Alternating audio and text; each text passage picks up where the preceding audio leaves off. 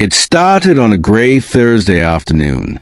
In a small town just off Highway 92, the kind of town where the diner was a heartbeat, and everybody knew the sound of every truck that came through.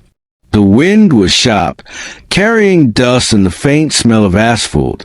Inside a faded strip mall near the edge of town, a woman named Lila sat outside the grocery store in her wheelchair, her hands folded in her lap, a paper bag resting beside her feet. She was in her early 40s, with dark hair tied back and tired eyes that had seen too many hard years. A car accident had taken her ability to walk years ago, and since then, life hadn't been kind. She lived on her own in a run-down apartment, scraping by with what she got from disability checks and a few neighbors who helped her when they could. But the town wasn't what it used to be. A gang calling themselves the Ridgeville Kings had started hanging around the area. They weren't the kind of gang with codes or brotherhood, just small-time thugs with loud cars, cheap tattoos, and a need to make others feel smaller. They loitered outside shops, scared locals, and extorted small business owners for protection money. Everyone hated them, but few dared to speak out. That afternoon, 3 of them cornered Lila as she tried to roll down the sidewalk. She had asked one of them to move his motorcycle so she could get past. That was all it took. The leader, a tall guy with a snake tattoo winding up his neck, laughed in her face. "What's the rush, Wheels?" he sneered. His friends laughed, circling her like hyenas. One of them grabbed her grocery bag and dumped it on the pavement. Apples rolled across the concrete. A carton of milk burst open and leaked near her tire. She tried to keep her voice steady. "Please, I just want to go home." The man kicked her wheelchair lightly, spinning it half around. "Home? Maybe crawl there. Huh?" The laughter was loud, mean, echoing off the walls of the convenience store. Nobody stepped in. The cashier behind the glass looked away, pretending to be busy. It was one of those moments where the world showed its ugliest face, when cruelty feels free to breathe because no one stands up to stop it. But that day, someone did. A low rumble started down the road, deep and steady, like thunder rolling in slow motion. Heads turned. From the highway came 10 motorcycles, black, chrome, and growling like beasts that had been waiting for a reason to wake up. They weren't the flashy kind, just built for power and miles. On the front patch of their jackets were 3 words in white thread: Road Reapers MC. The gangsters didn't notice them at first. The bikers pulled in one by one, circling the parking lot until their engines filled the air. The sound alone made windows vibrate. When they shut off their bikes, the silence that followed felt heavy. The leader of the Reapers, a man named Cole Harlan, stepped forward. He was tall, broad, with a beard that had seen more wind than mirrors. His eyes were calm, but there was steel behind them. He didn't say a word at first. He just walked over to Lila, crouched down, and started picking up her groceries. One by one, he placed the apples back in the bag, righted her milk carton, and wiped a bit of dirt off her sleeve. The woman's eyes were shaking, not just from fear, but disbelief that someone had finally stood beside her. Colt stood, turned to the men who had been laughing, and said quietly, "You got about 5 seconds to apologize." The snake-tattooed man smirked. "Oh, what? You gonna lecture me, old man?" Colt didn't move.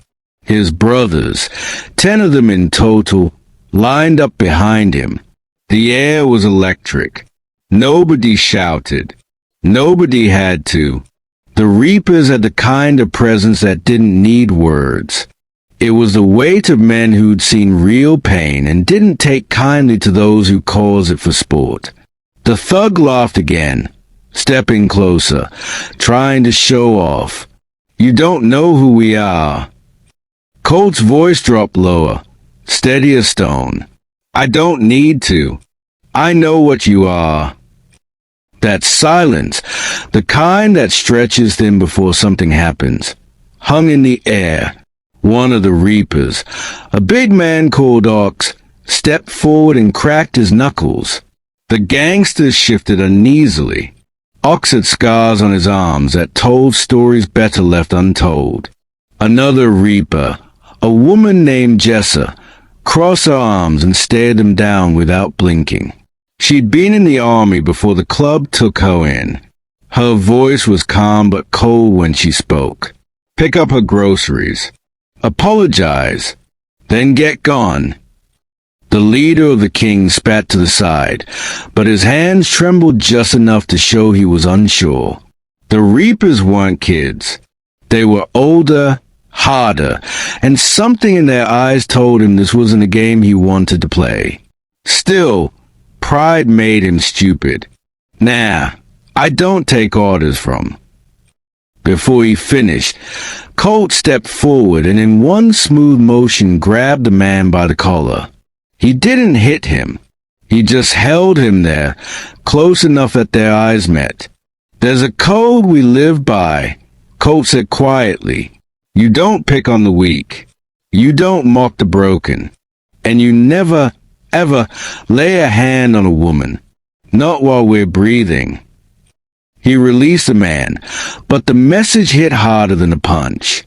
The rest of the Ridgeville Kings backed up, muttering, shoving each other as they left. Their engines screamed as they sped away, but they didn't look back.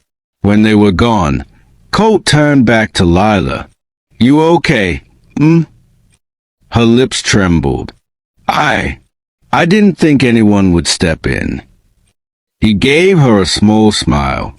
"You'd be surprised how many still care."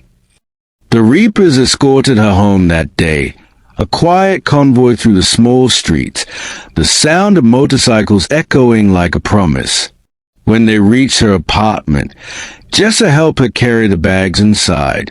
Colt noticed a cracked ramp, the peeling paint on the door, and said softly, "We'll fix this up." Lila tried to protest, but the reapers didn't take no for an answer. Over the next few days, they came back with lumber, tools, and fresh paint. They repaired her ramp, added a handrail, even got the local hardware store to donate supplies after hearing what happened. Word spread fast. The Ridgeville Kings didn't show their faces around town again. The reapers didn't boast or threaten. They didn't need to. Their presence alone reminded people that not all bikers were outlaws, some were guardians. That night, after the work was done, Colt sat on his bike watching the sunset fade over the town. Lila came outside, her wheelchair rolling quietly across the new ramp. "You didn't have to do all this," she said. He nodded slowly. "Maybe not. But sometimes people need to see what right looks like again." Tears filled her eyes. "You ever lose faith in people?" He gave a faint smile. "All the time. But then someone reminds me why I shouldn't." She looked down at her hands, whispering, "You did that for me." He shook his head. "No, you reminded us who we used to be." When the reapers rode off that night, their taillights disappeared down the road like a trail of embers in the dark. The town felt different somehow, lighter. People nodded to each other more, stood a little taller, and maybe, just maybe, remember that courage isn't about not being afraid. It's about stepping up when no one else will. Lila never forgot that day. She kept a small patch Colt had given her, the Road Reaper's insignia, on her fridge. To her, it wasn't just a symbol of the biker club. It was proof that good men still walked, or rode, this earth. And from that day forward, whenever she heard the distant rumble of engines, she smiled. because she knew that somewhere out there, someone was being protected by the same kind of men who had once protected her. If you believe bikers can be heroes too, share this story.